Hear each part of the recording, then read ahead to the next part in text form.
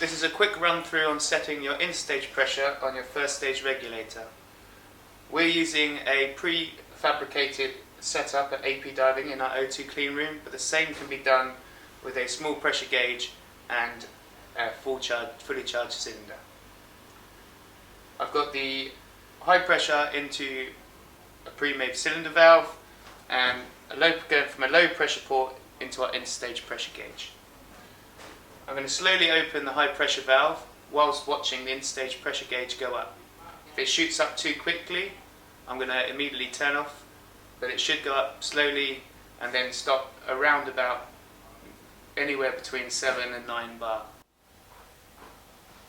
Open your high pressure supply slowly. We want the needle to go up nice, slowly and smoothly. We don't want the needle jumping up.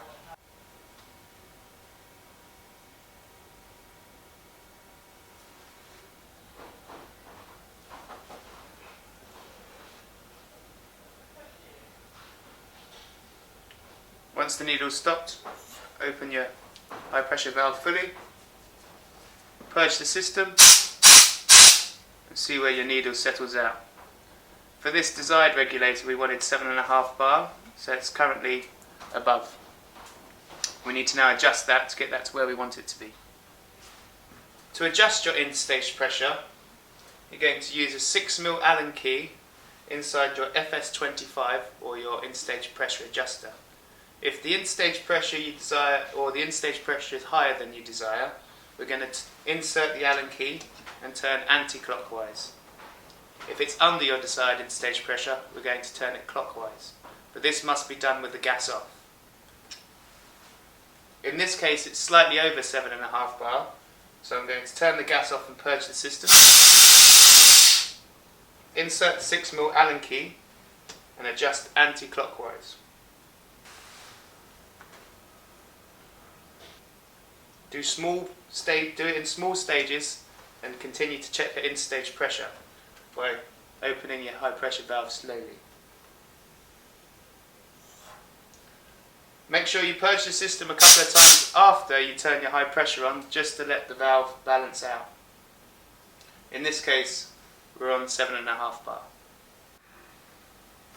With the regulator set to your desired in-stage pressure, we're now going to finish the assembly. With the gas still turned on, we're going to take the cold water pusher and place it into the end cap and allow it to settle out. We will then take the diaphragm with its holder, making sure the diaphragm is still pushed into its groove, and apply that to the top of the regulator. We're then going to secure that with the C-spanner until it stops. No excessive force needed here. Purge the system a few times with the cold water end cap and see if it's still sitting at your desired in-stage pressure. You can then turn the gas off and reassemble your regulator to your unit. We've now got to the last step of the cold water cap update. We're going to be applying the identification ring around your cold water end cap. Depending on your reg, you're going to need black for diluent or green for oxygen. In this case, we're going to use the green identification ring. You can clarify this by matching it to the same colour as the collar on your DIN stem. The collar, or the identification ring, has a chamfer. That should be matched with the chamfer on the end cap. You will also need to marry the spanner flats on your end cap with the flats located on either side of your identification ring.